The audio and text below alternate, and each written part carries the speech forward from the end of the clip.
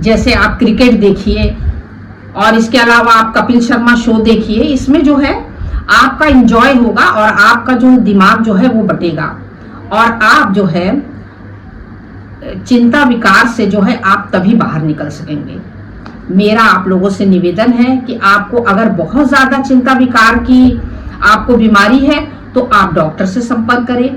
इसमें आपको फिजियोथेरेपी दी जाएगी दवाइयों द्वारा और एक्सरसाइज किया जाएगा, जिससे आप बिल्कुल ठीक हो जाएंगे। क्योंकि देखिए, आप स्वस्थ हैं तो देश स्वस्थ है। नमस्ते।